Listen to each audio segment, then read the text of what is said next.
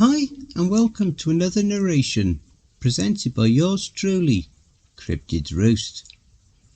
Please be so kind as to throat punch the like button and smack the arse of the subscription button as well. And remember to chokehold that notification bell and then select all. That way you'll receive all notifications each time I upload a new video. I would like to reach out and say a huge thank you to those of you who have supported Cryptids Roost financially with your support. We pray the good Lord replenishes you abundantly, and to those of you who will, later on. We pray the good Lord bless you as you do so. And also a huge thank you to everyone for always supporting the channel with your likes, comments and shares as well. It is all very much appreciated. God bless you all. I would just like a moment to give a shout out and also give a huge thank you to RomNex for helping with the collaboration with this series. A link to her channel will also be posted below in the description. So grab your coffee, sit back and enjoy the show. And don't forget, where fear is, happiness is not. The House, the Frozen Tomb, Day 1. This awesome series is written by Corpse Child, a wonderful author over on Reddit. If you'd like to read more of his works, the Reddit link to his profile will be below in the description. The warmth is completely gone now. She took it all away. She's behind me. She's angry with me. Ice everywhere. I have my gun. Can't let her. Ice everywhere. Just cold. Those were my brother Christopher's last words, hastily scrawled on the last page of his fiancée Darla's personal journal that was found sitting on the wooden desk in front of his stiff corpse in the living room of our grandparents' vacation house up in Grenview Pines. I was told that when they found him, his skin was almost completely drained of pigmentation and his lips were blue. More peculiarly were his fingertips, which also appeared bluish and purple, as if frostbitten. Keep in mind they found him wearing that bulky as hell turtleneck that Darla bought him 2 years ago for his birthday. Not to mention that this happened 2 weeks ago, in the summertime. Despite this, the cause of death was ruled as severe hypothermia. I was also told that he was found holding poor Hadley's old Colt 45 to his right temple, apparently having perished before he could pull the trigger. The funeral was held last Tuesday. I did my best to hold it together, mostly frantically racking my brain to try and figure out what could have happened. That led me to ask Darla after the service. At first I found this to be a huge mistake, as she burst into hysterics and ran out in tears, crying out that she should have gotten him out of that house sooner, which of course earned me dirty looks from the rest of the gathering. The next day she texted me apologising for her reaction and said that she'd drop by later with some things that may help answer some of my questions if I was still interested. At about 2:30 that afternoon she came to my house with a tote bag. I tried to invite her to come inside for lunch as I was in the middle of cooking when she came. She declined, however, saying that she was leaving town and was already running late. I could see from the way that her VW was packed in tight that she didn't exactly have a return date in mind. I figured though, being his brother-in-law, that you deserve an explanation and that maybe you might be able to make a bit more sense of this than me. With that we exchanged brief condolences and farewells before she left. After lunch I decided to take a look in the bag. Inside were a few things: Darla's aforementioned personal journal, an envelope containing a few photographs, and the tape recorder Chris got for his 10th birthday, and always used ever since whenever he went on vacation somewhere. Living and reliving the glory moments, he always used to say, as well as 3 of the audio cassettes. The rest of that night, as well as the rest of the week, was spent examining and analysing the materials. That brings me to why I'm posting this. I've spent the last week examining and reviewing everything, even pulling all-nighters, beating my head against a fucking wall trying to connect the dots as to what happened.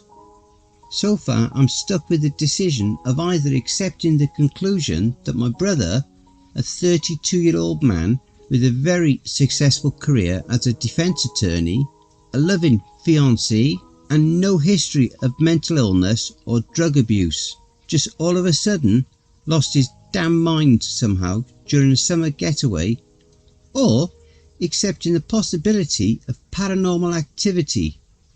So I've taken the liberty of, as best as I possibly can, transcribing everything and sharing everything I've found here in hopes that some of you may be able to help me make a bit better sense of all this.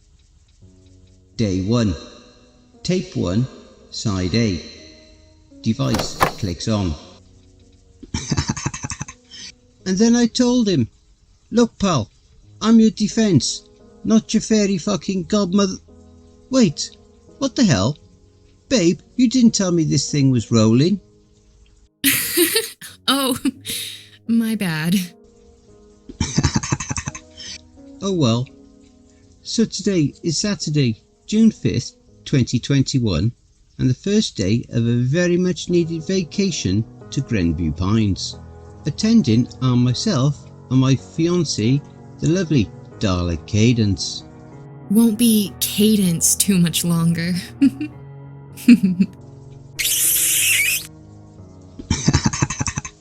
That's right, soon you'll be Mrs. Hadley. So, right now we're on the mountain pass and we've been driving for about 45 minutes now, and I'd say another 30 or so should see us there. 30 minutes? I'm ready to be there already. Just had to take the scenic route, didn't you? Right, and the 3 bathroom breaks you just had to have didn't contribute to any extra road time at all? Okay, Mr. Attorney, you've made your case. Oh, sweetheart, that was just the opening statement. Besides, there's no denying that the scenery is worth the extra road time. Yeah, it is nice out here today. I think I'll snap a few pics for the studios. Note, Darla worked as a freelance photographer for various magazine companies. Think you could slow the car down a bit, hun? Oh, now you're glad that I just had to take the scenic route. Not to mention, so much for leaving work behind. Says Mr. Law and Order over here, building argument upon argument against me. Okay. Statement withdrawn, Your Honour. Besides, not all of them are going to the studio. I've been thinking about getting into scrapbooking. Oh, babe, slow down. That's a really nice view of the side of the mountain.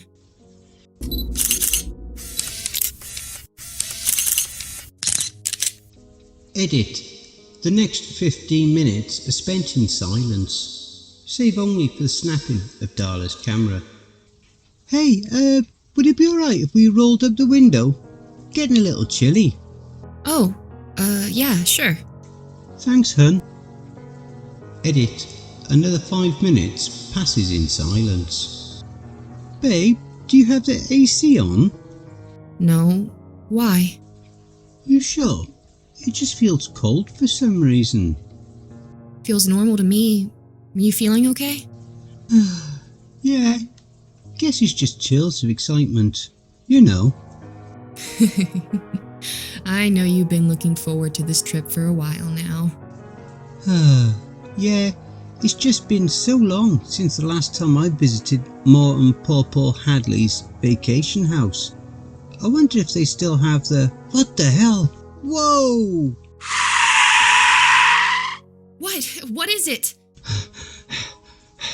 What do you mean, what is it? You didn't see that? See what? That's the thing that was just in front of us. You didn't see it? What are you talking about? All I was seeing was the bright and beautiful groves before I almost saw you try to drive us off the side of the mountain. But there was that white blur that just come out of thin air. Fuck it. Never mind. Sweetie, I think you might need to rest a bit. Why don't I take the wheel? Yeah, okay. No rebuttal, Your Honour. Darla is heard snickering, and car doors are heard opening and closing. There. Maybe now we can enjoy some scenery without it becoming our final resting place. So, where's this place again? Okay, so just keep following the road here, and... Hold on, there it is again. What? The white blur, whatever it is. It's like it's staring at us. What are you talking about? Where? Right there, outside your window. See it?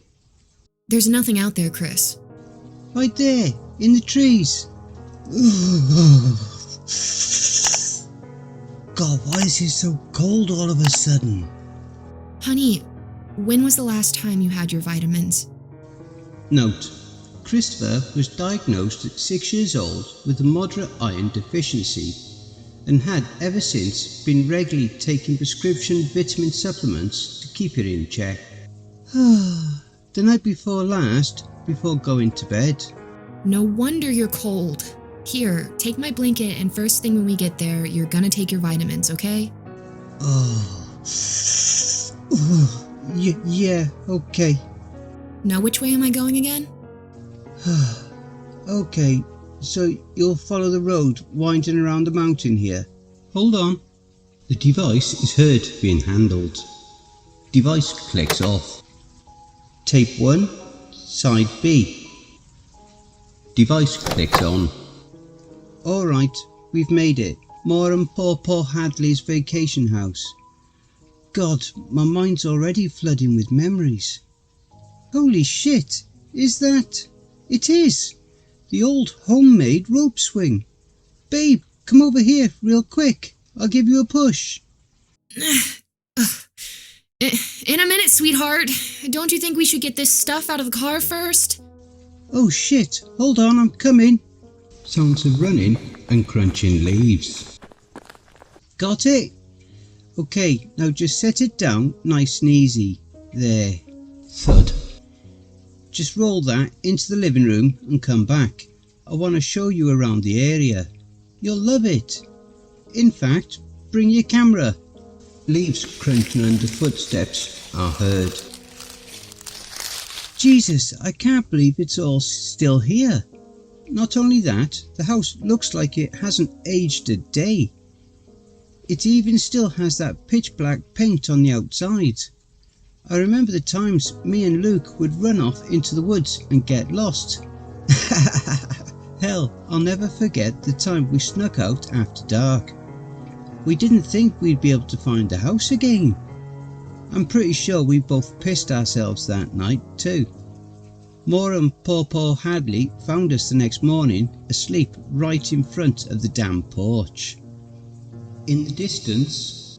Alright, I'm here. So where do you want to start first? Footsteps heard approaching.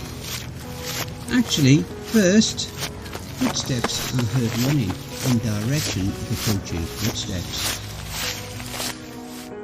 Think you could get a picture of both of us in front of the house? Sure, let me just set up the camera here. Footsteps heard departing from device. Okay, 10 seconds. Footsteps approach. Okay, ready? Say cheese. Camera is heard snapping.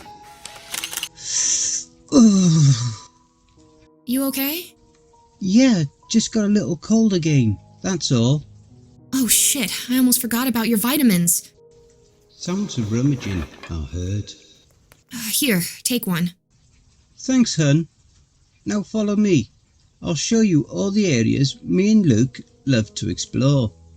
There's a really nice river that runs directly into a beautiful waterfall at the edge of Grandview Pines that leads into the next stretch of woods. Okay, but neither of us pack swimsuits or towels.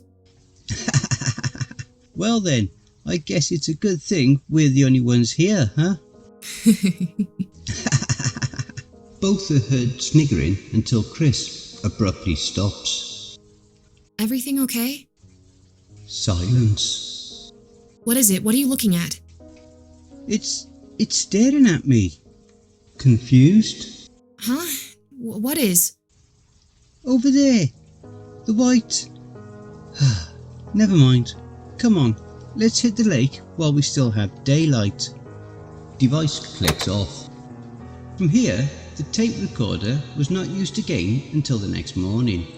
However, Darla's first journal entry was written that night, a few hours after they returned from the lake, and appears to detail more of Chris's odd behaviour. Darla's journal entry 1. June 5th, 2021. Today was the first day of our vacation getaway. Chris was talking for months about coming up here. I have to say, it's absolutely beautiful up here.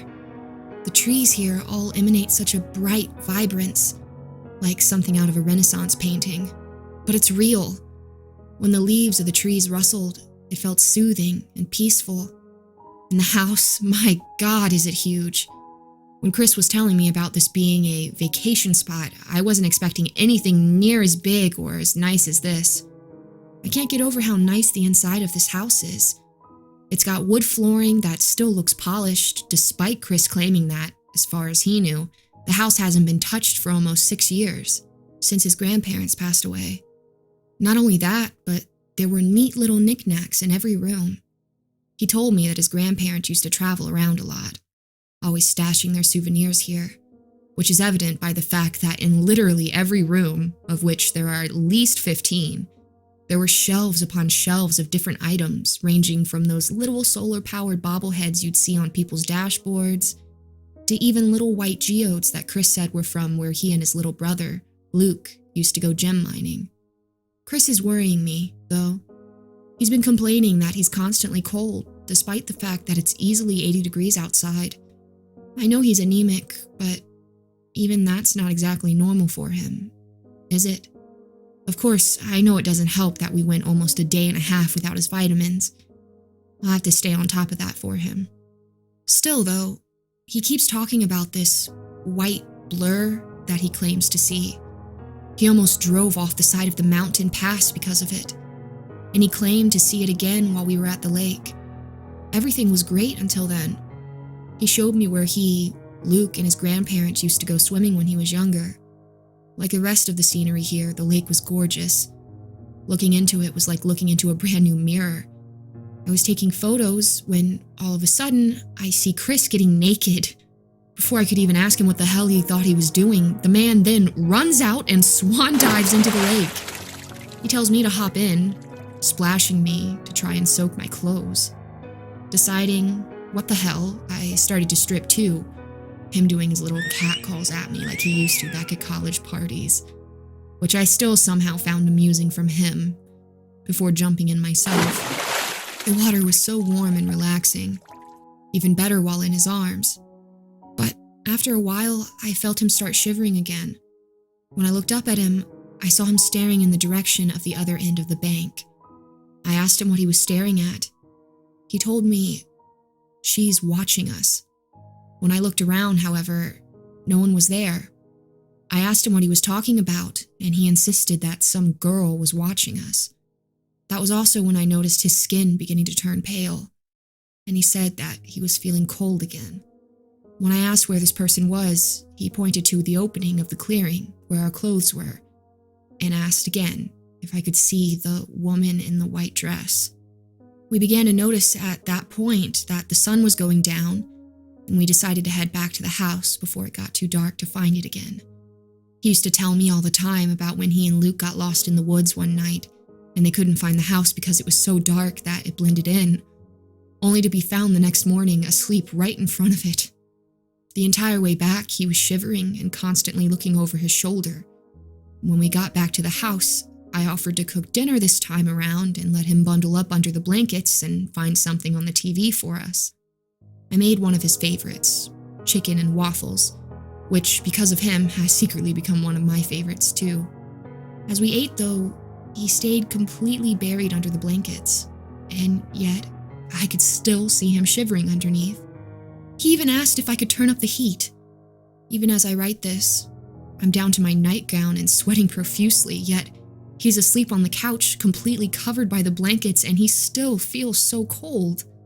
Hopefully this is just one of those weird occurrences that happens once and never again. I can't wait to explore more of the area tomorrow with him. That was the last account of the first day of their trip. I feel that it's worth mentioning that when looking over the photos Darla took for about the 10th or so time, I began to notice that two stood out. The one of them in front of the house and one from the lake. Looking closer, I noticed in these two particular photos that there was what appeared to be a transparent white streak with two dark circles off to the side in the background. After spotting this, I took them to a photography expert and asked if he could determine what it is and or whether or not it's some optical illusion or a trick of the lighting. That was a few days ago. I am still waiting to hear his response on the matter. Don't forget, if you enjoyed that story, be sure to pop over to the author's Reddit profile and drop them a line, or even give them a glowing review. I'm sure they really would appreciate it. The link to their Reddit profile will be below in the description.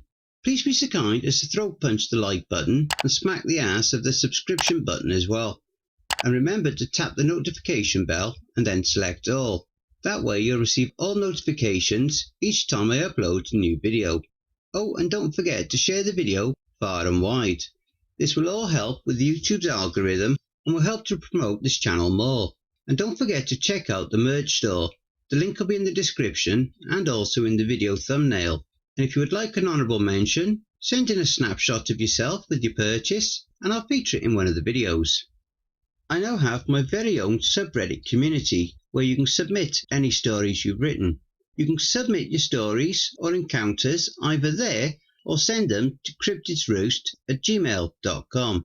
If you wish to remain anonymous, that's fine with me. All the links are below. I also have a Facebook group, Twitter, Reddit, and you'll also find me on Discord. If you would like to support this channel and help make it grow, my PayPal is paypal.me/cryptidsroost. Again, that will also be below. And don't forget, where fear is, happiness is not.